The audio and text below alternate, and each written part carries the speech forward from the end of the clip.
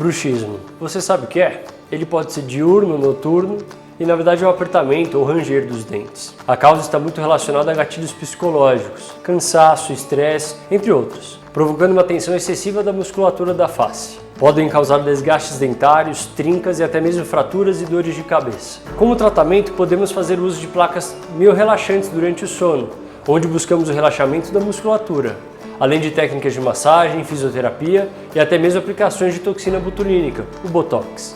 Se você sofre ou alguém já comentou que ouviu você rangindo os dentes durante o sono, marque uma avaliação em uma de nossas unidades, para podermos te ajudar a ter uma vida e sono melhores.